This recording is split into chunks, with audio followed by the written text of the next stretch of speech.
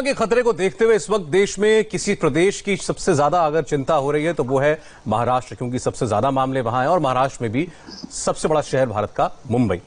हमारे साथ महाराष्ट्र सरकार की तैयारियों पर बात करने के लिए इस वक्त एनसीपी के सीनियर लीडर प्रफुल्ल पटेल जी हैं। प्रफुल्ल जी, स्वागत है आपका इंडिया टीवी पर। नमस्कार सौरभ जी। नमस्कार सर। सर, हर राज्य की परिस्थितियां अलग अलग हैं आज वैसे तो कोरोना को लेकर के। आज पूरे देश में एक अनलॉक फेज 1 केंद्र सरकार ने घोषित किया है, जिसको महाराष्ट्र की सरकार मिशन बिगिन अगेन कह रही है। तो जो रियायत यूपी दे सकता है वो शायद महाराष्ट्र नहीं दे सकता, जो महाराष्ट्र दे सकता है वो कोई और राज्य शायद ना दे पा रहा हो किसी हिस्से के अंदर। लेकिन खास तौर पर अगर आंकड़ों को देखें, 1/3 मामले जो हैं वो महाराष्ट्र से हैं और महाराष्ट्र के कुल आंकड़ों में मामलों में से 50% मामले मुंबई में है। तो क्या महाराष्ट्र वाकई अभी ओपनिंग अप के लिए तैयार है?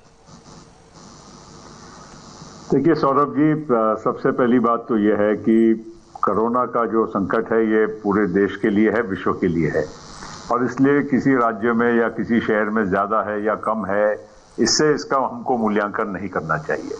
प्रश्न है, सीरियस है, और मैं समझता हूं कि पूरे देश ने, जब प्रधानमंत्री जी ने लॉकडाउन का कॉल दिया, एक आवाज में सभी ने उनका साथ दिया और देना भी चाहिए। ऐसे वक्त कोई राजनीति नहीं होनी चाहिए, किसी जगह पर भेदभाव नहीं होना चाहिए।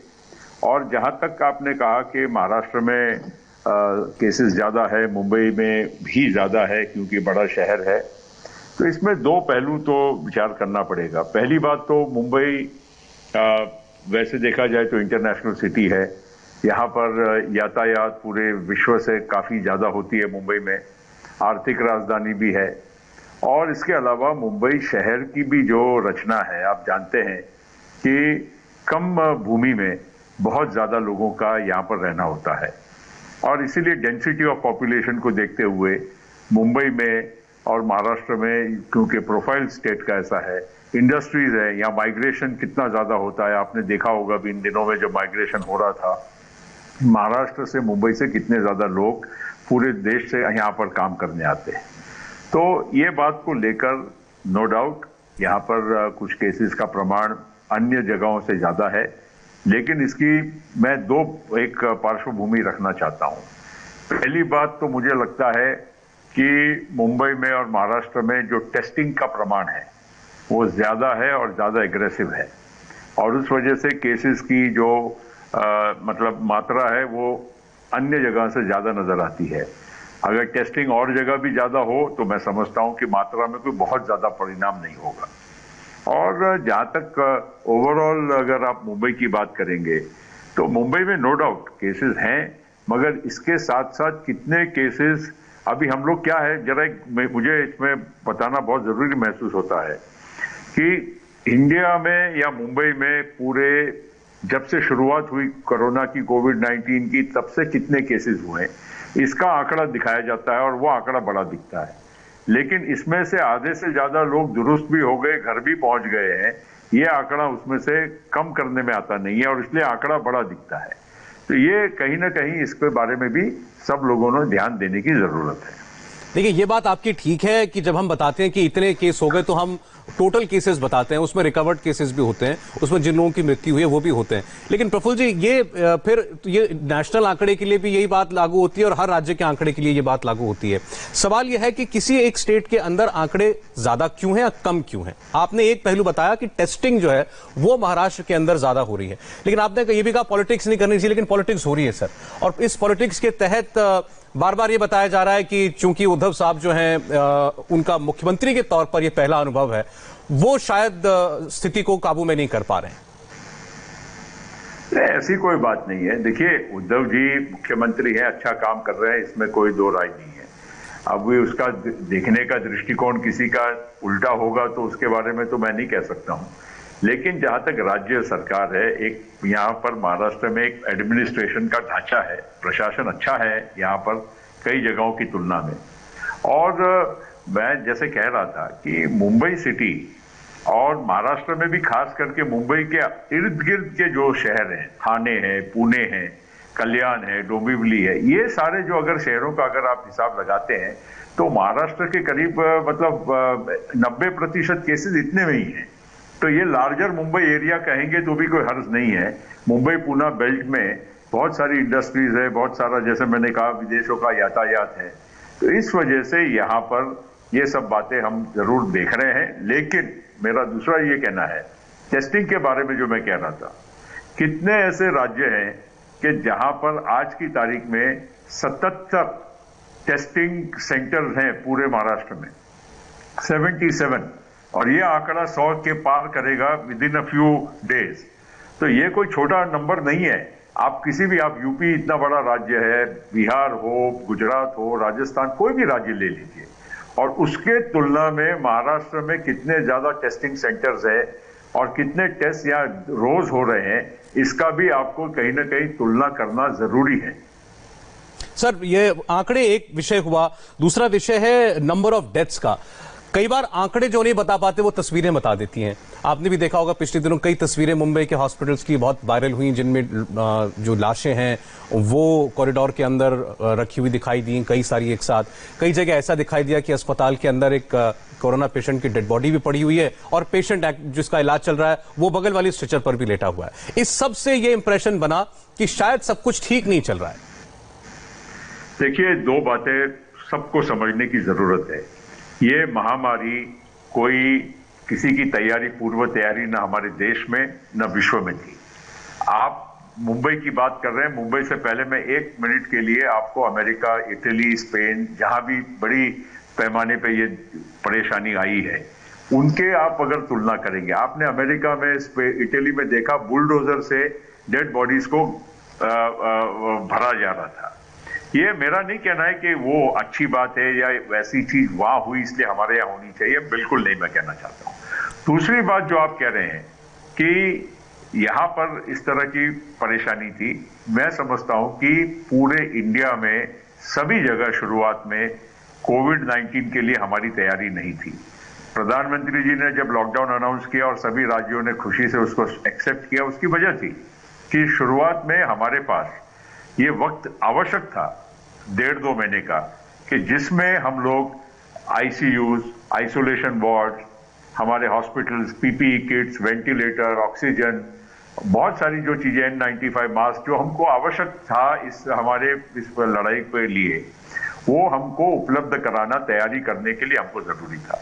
आज अगर आप मुंबई की बात करेंगे, जहां पर आप ये पुरानी जो कुछ 1-2 किस्सों की बात कर रहे हैं, बहुत ज्यादा ऐसे किस्से हुए ऐसा मैं नहीं मानता हूं, लेकिन अगर हुए भी हैं तो आज आप अगर मुंबई में देखेंगे तो बहुत करके आज यहाँ पर पेशेंट्स रिकवर होके चले गए। आइसोलेशन वार्ड्स में भी आज जगह अवेलेबल है, हमारे क्रिटिकल बेड्स भी अवेलेबल है, आईसीयू में भी हमारे पास जगह है, और आज कोई बहुत ज्यादा नंबर हमारे यहाँ पर क्रिटिकल कंडीशन में पेशेंट्स की मात्रा वो नजर नहीं आ रही है। तो ये एक प्रकार से हमारे यहाँ की यंत्रणा की, हमारे डॉक्टर्स, हमारे म्युनिसिपल, हमारा बाकी का जो प्रशासन है, ये पुलिस प्रशासन ने भी उसमें बहुत मदद की।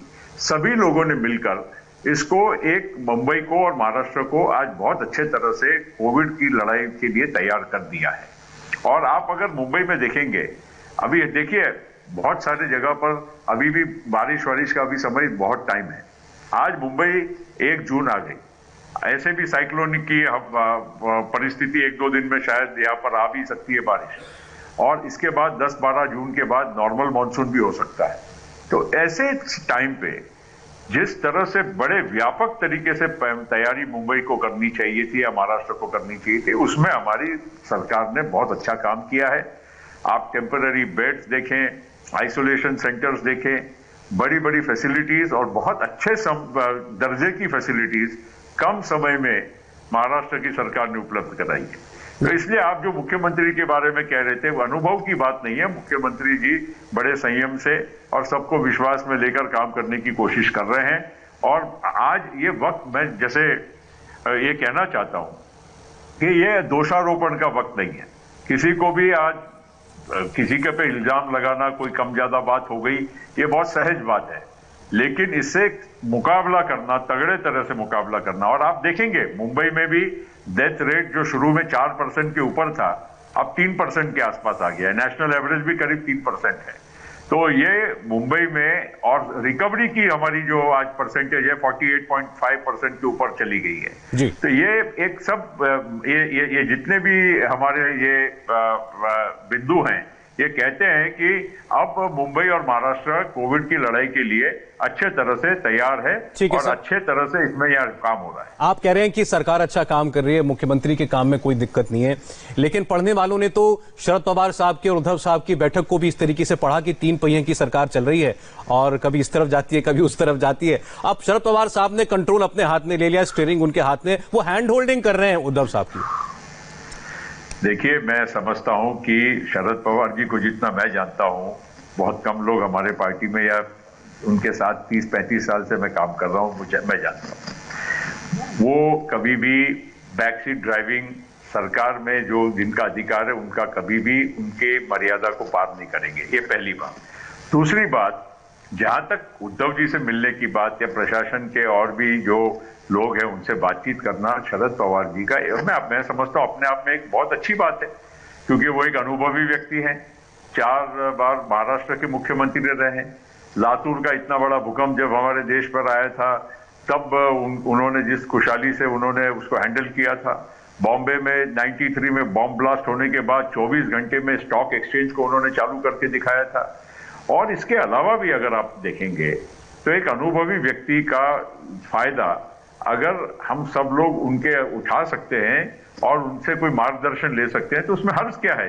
ये कोई 3 पहिए की सरकार नहीं है। वो बात सही है कि 3 पार्टी की सरकार है और 3 पार्टी मतलब 3 पहिए होते हैं, लेकिन ये थोड़ी है कि कोई पहिए तीनों अलग अलग चल रहे हैं, तीनों मिलकर ही चल रहे हैं, ऐसी कोई बात नहीं। अच्छा सर, अब कुछ और विषय जो कि विवादों में रहे लेकिन पूरे देश ने उनको बहुत दुख भरी निगाह से देखा। सबसे बड़ा इशू तो था ये माइग्रेंट क्राइसिस जो हुआ है, और इसमें आपकी सरकार पर इल्जाम ये लगा कि आपने केंद्र के साथ आपका अगर कोई मनमुटाव है या कोई मतभेद है, उसका बदला मजदूरों के साथ निकाला। पहले उनको ट्रेन दी नहीं, उसके बाद जब ट्रेनें मांगी तो इतनी मांग ली कि मजदूरों को स्टेशन नहीं पहुंचा पाए। वो शिखर दोपहरी बैठे हुए सड़क पर खुले आसमान के नीचे रात भर उनको अपना घर भी छोड़ दिया, उसके बाद भी सड़कों पर बैठना पड़ा। सौरभ जी, देखिए, माइग्रेशन और ये जो परेशानियां इन दिनों में हुई है, इसके पर हम दोषारोपण की अगर बात करने जाएंगे तो ये सिलसिला कभी खत्म नहीं होगा। पहली बात तो मैं ये स्पष्ट कहना चाहता हूं कि बेहतर ये होता कि जैसे लॉकडाउन अनाउंस हुआ और उसके पश्चात 8-15 दिन में जिस तरह से बड़े पैमाने से माइग्रेशन हमारे सभी शहरों से शुरू हो गया, तो केंद्र और राज्य सरकारों ने एक फैसला करना जरूरी था कि भाई आप इनको एक बार घर पहुंचा दीजिए। लेकिन वो ऐसा हुआ नहीं। ये डर से भी नहीं हुआ कि भाई समझो कि यहाँ के लोग गांव में जाएंगे तो जो गांव यहाँ की महामारी है गांव तक पहुंचेगी। मैं उसकी सोच के बारे में किसी को दोष नहीं देना चाहता हूं, लेकिन जब ये महसूस होने लगा कि लोग अपने घर पे जाने के बिना रुकेंगे नहीं, शहरों में रुकेंगे नहीं, आपने जिस तरह से पूरे देश के हाईवे पर, रेल पटरियों पर लोगों को चलते हुए देखा, बाल बच्चों को, 1-1 साल के बच्चों को लेकर माँ अपनी सर पे गठरी डालकर दूसरे बच्चे को दूसरे हाथ से पकड़कर चल रही है, ऐसे हम लोगों ने बहुत दुखद दृश्य जो देखे। उसके बाद केंद्र और राज्य सरकारों ने इसके बारे में सही फैसला लेने की जरूरत थी। शुरुआत में तो अब राजनीति की बात नहीं करता हूं, लेकिन हमने भी यहाँ पर बैठ के बहुत सारे अखबार और बहुत सारे आपके चैनलों के माध्यम से हमने देखा है कि उत्तर प्रदेश ने और बिहार ने तो कह दिया कि हमें इन लोगों की जरूरत नहीं है, हम लेंगे नहीं इनको। अब आप बताइए, ये लेने को तैयार नहीं है। केंद्र सरकार ने पूरी ट्रेनें बंद कर दी थी शुरुआत में, बसेस और इंटरस्टेट ट्रैवल पे बंदी थी, और अगर ये लोगों को जाना है और अगर हमारी सरकार की इच्छा भी अगर होती तो कहां हम इनको भेज पाते। ट्रेन तो लगेगी, अगर उस राज्य ने उसको इनको एक्सेप्ट नहीं किया तो फिर एक दूसरा प्रॉब्लम खड़ा होने वाला था। तो ये सारी बातें, इसीलिए मैंने कहा सर ठीक है, लेकिन जब ट्रेन चल गई, ठीकरा अगर फोड़ने जाएंगे तो सभी वो कई जगह पर जाकर इसका निशाना लग सकता है। सर मैं समझ सकता हूं कि आप आज के माहौल में राजनीतिक बात नहीं करना चाहते, लेकिन जो हुआ वो तो बहुत गलत हुआ। और पीयूष गोयल जी ने, रेल मंत्री जी ने तो खुल करके आरोप लगाया आपकी सरकार के ऊपर। उन्होंने तो कहा कि हम ट्रेन दे रहे हैं, ये ट्रेन लेने को तैयार नहीं है, और ट्रेन मांगते हैं तो पैसेंजर नहीं ला पाते। देखिए, कुछ 4-5-6 दिन ऐसे गए कि कई राज्यों ने अपने अपनी जगह से ट्रेन को हम स्वीकार नहीं करेंगे ऐसे भी खबर दी, और ट्रेन आ गई उन जगह के लिए, और उस ट्रेन में बैठेगा कौन जब उस राज्य के लोग उनको एक्सेप्ट नहीं करने वाले। ऐसा 2-4-5 दिन का जरूर एक कुछ मतलब मिसमैच हो रहा था। लेकिन आप आज देखेंगे कि महाराष्ट्र की सरकार ने भी अपनी पूरी एसटी बसेस, हजारों बसेस को लगाकर माइग्रेंट्स को अपने हमारे स्टेट की बॉर्डर्स तक पहुंचाने का काम किया। हमने ट्रेन्स में जितना भी हम भेज सकते थे अच्छे से अच्छे तरह से लोगों को भेजने का काम किया। देखिए, इसको इतना लाइटली मत लीजिए कि खाली हमारी कोई विफलता नहीं। शुरुआत में इनकी टिकट के किराए का क्या होगा, कौन देगा, किस तरह से होगा, इन बेचारे माइग्रेंट्स को ही पैसा देना पड़ा शुरुआत में। बाद में फिर टीका हुई तो बाद में फिर यह तय हुआ कि 85% सेंट्रल गवर्नमेंट पैसा देगी, बाकी राज्य देंगे।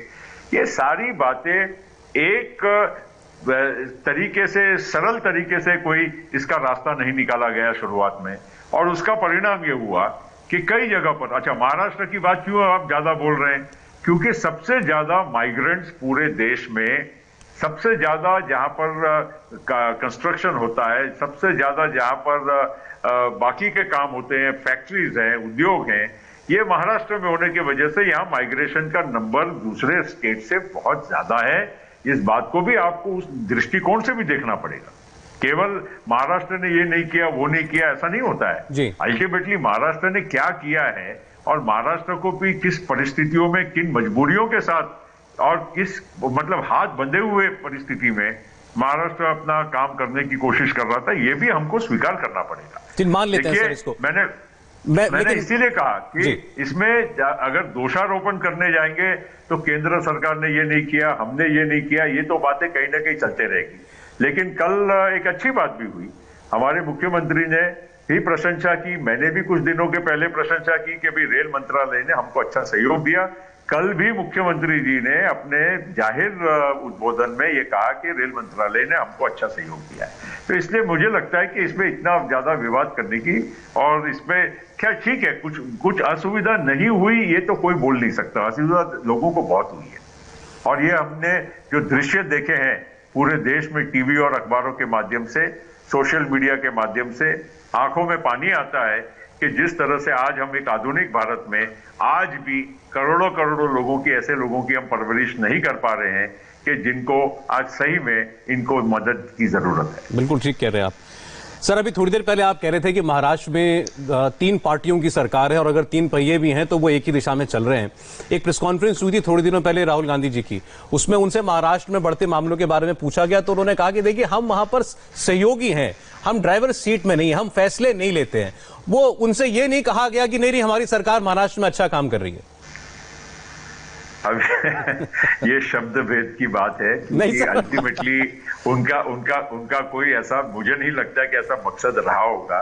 और उसके पश्चात मैंने सुना कि भाई उनकी ठाकरे जी से भी बात हो गई कि ऐसा मेरा कोई कहने का मकसद नहीं था। नो डाउट राहुल जी ने बोला, मैंने भी सुना, मगर उन्होंने ये नहीं कहा था कि भाई मेरी चलती नहीं है। उन्होंने ये, उनका सहज भाव में ये कहने का मुझे लगा कि वो कहना चाहते थे कि भाई छत्तीसगढ़ हो, पंजाब में हमारी सरकार है केवल कांग्रेस की, वहां हम अपने आप फैसले लेते हैं, जहां दूसरी पार्टियां भी साथ में होती है हमको सबको लेकर चलना पड़ता है। वो शायद बोलने में वो आपको अर्थ दूसरा लगा हो, लेकिन मुझे जो लगता है उनकी भावना इससे ज्यादा कोई अलग नहीं है। अच्छा सर ठीक है, अब अभी तक हमने कोरोना को जिस तरीके से डील किया है राष्ट्रीय स्तर पर, जिसमें केंद्र के दिशा निर्देश, उसके बाद राज्यों पर बहुत कुछ छोड़ना, सब कुछ शामिल है, इसको लेकर के आप क्या मानते हैं बतौर एनसीपी के एक वरिष्ठ नेता? लॉकडाउन करने का फैसला ठीक था या नहीं था? क्योंकि इसकी भी बहुत लोग आलोचना कर रहे हैं, राहुल जी समेत कांग्रेस पार्टी के नेता और दूसरी पार्टियों के नेता भी, कि 4 घंटे के नोटिस पर लॉकडाउन कर दिया, उस वजह से सारी समस्या आएंगी। अब देखिए, उस पर बहस कितनी भी करें, कि भाई 4 घंटे की नोटिस पे होना नहीं चाहिए था या जो भी कुछ था, इतना तो मैं जरूर कहूंगा कि, और सभी मानते हैं इस बात को, कि लॉकडाउन आवश्यक था, क्योंकि इस महामारी के लिए आवश्यक क्यों था ये बताना मैं जरूरी समझता हूं कि अगर लॉकडाउन नहीं करते और लोग वैसे ही घूमते फिरते रहते और ज्यादा लोगों को अगर इसका मतलब कोरोना का वायरस लग जाता, तो हमारे पास उस दिन तक हॉस्पिटल्स के ICU, isolation ward, testing facilities, PPE kits, N95, oxygen, ventilator, ये तो उपलब्ध थे ही नहीं। और मैं समझता हूं कि इसमें दोष देने की जरूरत इसलिए भी नहीं कि किसी को भी विश्व में कहीं भी इतनी बड़े पैमाने पे कोई महामारी का तैयारी कोई कर नहीं सकता है। जब होती है तभी उसके बाद ही कोई काम पे लगता है। और इसलिए हम लोगों को उस लॉकडाउन की शुरुआत में, मुझे लगता है कि 2 महीने का लॉकडाउन ये बहुत हो गया, इससे ज्यादा लॉकडाउन अब बढ़ाने की जरूरत नहीं है। हमारे राज्य ने भी अभी लॉकडाउन का मतलब अब काम वापस शुरू करने की एक मुहिम, महाराष्ट्र बिगिंस अगेन, ये एक प्रकार की मुहिम शुरू की है, जिससे हम धीरे धीरे इकोनॉमिक एक्टिविटी और बाकी सभी हमारी गतिविधियां हैं उसको धीरे धीरे लाइन पर लाएं। ये ठीक है, दूसरे राज्यों से हमको थोड़ा ज्यादा सावध रहना पड़ रहा है, क्योंकि आपने पहले ही कहा कि हमारे यहाँ नंबर ज्यादा है, हमारे यहाँ पर डेंसिटी ऑफ पॉपुलेशन ज्यादा है, हमारे यहाँ मानसून की सामने मतलब एक समस्या बड़ी आने वाली है। तो ये सब बातों को लेकर, मगर मैं मानता हूं कि 2 महीने से ज्यादा लॉकडाउन हमारे देश के लिए भी बहुत बड़ा संकट दूसरा निर्माण करेगा, क्योंकि एक ओर हम महामारी से लड़ रहे हैं, दूसरी ओर हम बेकारी, भूखमरी से भी लड़ेंगे, और वो हमारे लिए बहुत बड़ी समस्या होने वाली है। देश की आर्थिक जब तक गतिविधि नहीं चलेगी, लोगों को नौकरी और रोजगार देने का हमारे पास और कोई साधन नहीं है। अगर हम यही सोचे कि सरकार उनको पैसा देगी, ये बोलने के लिए अच्छा है, कुछ समय तक सरकार मदद करने की मंशा रखेगी भी, कुछ थोड़ा बहुत कम ज्यादा कर भी लेगी, लेकिन हमेशा के लिए सरकार के भरोसे या सरकार हमको पूर्ति करके दे सकती है, ऐसा हो नहीं सकता जी। लॉकडाउन बिल्कुल खुलना चाहिए। सर देखिए, ये आइडिया भी मेरा नहीं है, ये राहुल गांधी का आइडिया था कि पैसे दे दो सबको 6-6 महीने के लिए 7,500 रुपए। नहीं, मैं हम भी उसमें सहभागी है कि उनको पैसे मिलने चाहिए लोगों को, मगर सरकार जितना दे सकेगी वो अच्छी बात है, ज्यादा भी दे सकती है। 20 लाख करोड़ के आर्थिक पैकेज में ये भी जरूरी था। हमारे को लगता है कि भाई कुछ जो माइग्रेंट्स है या जो बेरोजगार लोग हैं जो मजदूरी करते हैं, उनको थोड़ा ज्यादा पैसा देना चाहिए था, ताकि उनका परवरिश का मामला जो है ये, और जो ये जिस तरह से हमने परेशानियां देखी है उनकी, उसको उनको थोड़ी राहत मिले। और दूसरी बात, उसमें सबसे बड़ा प्रॉब्लम क्या है कि बेचारे हजारों किलोमीटर पैदल या जिस मार्ग से भी जो पहुंचे हैं, बड़े परेशानियों से पहुंचे हैं, कि अगले 3-4-6 महीने जल्दी मुंबई या कोई भी जगह हिंदुस्तान में मजदूरी करने वापस आने वाले नहीं है। और वहां पर उनको उतना काम मिलता नहीं था, तभी तो वो लोग मजदूरी करने पूरे देश में जा रहे थे। तो कहीं ना कहीं उनका ध्यान देना चाहिए। और इसीलिए राहुल जी बोले या कोई और बोले, मैं उसके बारे में नहीं कहना चाहता हूं कि कौन क्या बोला, लेकिन निश्चित सरकार ने यथासंभव ज्यादा से ज्यादा इन 5-7 करोड़ 10 करोड़ जो इस तरह के लोग हैं जो बहुत परेशानियों में जाने वाले हैं, उनको मदद करने की बहुत जरूरत है। उनको हर महीने, अभी क्योंकि अब आधार का समय है, हमारे पास जनधन अकाउंट्स है, तो उन डायरेक्टली उन बेनिफिशियरीज को पैसा और बड़े पैमाने से पैसा अगर हम दे सकते हैं, तो हम इनकी परेशानी को कहीं ना कहीं संभाल पाएंगे। सर, अंत में बस एक चीज और आपसे जानना चाहते हैं, क्योंकि आपका लंबा अनुभव रहा है समाज में से जुड़े रहने का, आपकी सरकार राज्य में है, आप केंद्र में मंत्री रहे हैं, ये सब जानना चाहते हैं कि चीजों को सामान्य होने में आपकी दृष्टि से कितना वक्त लग सकता है? देखिए, अगर सबने ठीक से प्लानिंग करके और खास करके जो इकोनॉमिक एक्टिविटी है, मैं अभी भी मानता हूं कि कुछ राज्य सरकारें, हमारी राज्य सरकार भी थोड़ी ज्यादा सावध चल रही है, मगर कहीं ना कहीं देखिए, 2 बात इसको एक अंत में मैं आपको समझाना चाहता हूं कि अगर पूरे इंडिया का हम पॉपुलेशन का प्रोफाइल देखें तो 65 साल के ऊपर की प्रतिशत जो हमारी लोक संख्या का है वो केवल 7-8% है। उसका मतलब यह है कि 90% से ज्यादा लोग हमारे देश में उस एज ब्रैकेट में आते हैं कि जिनको कोई तकलीफ और अन्य न हो, तो वो स्वस्थ हैं और अगर उनको कोरोना हो भी जाता है तो उनको इसमें से ठीक होने के ज्यादा संभावनाएं हैं। और जिनको कोई डायबिटीज हो, हाइपरटेंशन हो, हार्ट या किडनी या और अन्य कोई बीमारी, कैंसर या कोई हो, उन लोगों को अगर होता है तो कोरोना, तो निश्चित उसको एक कोमॉर्बिडिटी कहते हैं उसको, मतलब थोड़ा मुश्किलात का समय आ सकता है जी।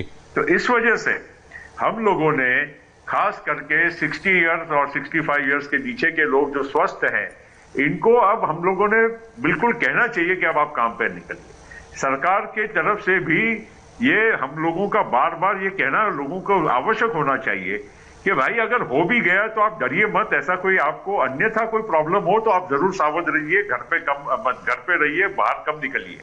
लेकिन जो यंगर पॉपुलेशन है, आज हमारा वर्ल्ड में यंगेस्ट देश है, हमारी एवरेज पॉपुलेशन की हमारी एज है 28 साल जी। और इसलिए जो 25, 30, 40, 45, 50 साल, 55 साल के जो लोग हैं और स्वस्थ है, काम कर सकते हैं, चाहे वो कार्यालय में हो, चाहे फैक्ट्री में हो या मजदूरी है, ऐसे लोगों को अब हम लोगों ने इनकरेज करना चाहिए कि आप बाहर आइए। देखिए, जब तक मैं या फिर वो कहता हूं आर्थिक गतिविधि हमारे देश की सामान्य होगी तो हमारा देश ये संकट से बाहर निकल पाएगा, वरना एक महामारी के बाद भूखमरी और बेरोजगारी का जो दौर आएगा वो इस संकट से और भी ज्यादा आप ठीक कह रहे हैं प्रफुल्ल जी, और कोई चारा भी नहीं है देश के सामने कि बिल्कुल चारा नहीं आप बाहर निकलें और अपने काम पर जाएं। इसलिए कुछ इसलिए इसमें अब कोई बहुत ज्यादा मतलब चिंता तो होनी चाहिए, लेकिन अब हमारे पास हॉस्पिटल फैसिलिटीज हो गई, डॉक्टर्स है, बाकी सब कुछ है, जो पहले हमारे पास 2 महीने पहले शायद हमारे पास ये तैयारी नहीं थी। अब एक और ये तैयारी भी है और एक और हमारे पास यंगर पॉपुलेशन भी है। अगर ये लोग अगर बाहर निकलेंगे, काम करेंगे, और ठीक है, मैं ये नहीं कह रहा हूं कि 100% तो कोई सिक्योरिटी किसी के हेल्थ की कौन दे सकता है, हमको ईश्वर नहीं है, लेकिन कहीं ना कहीं आपको इस बारे में सोचना पड़ेगा। मुझे लगता है कि राज्य सरकार और केंद्र सरकार इन दोनों ने भी ये जो कम्युनिकेशन है, अपनी बात को इस तरह से रखना पड़ेगा। और ये नंबर भी जो है, आज जितने बड़े नंबर हम बताते हैं कि भाई 2 लाख केस हो गए, अरे भाई 2 लाख केस है नो डाउट, पर 2 लाख में से 1 लाख घर भी आ गए हैं। ठीक बात है सर।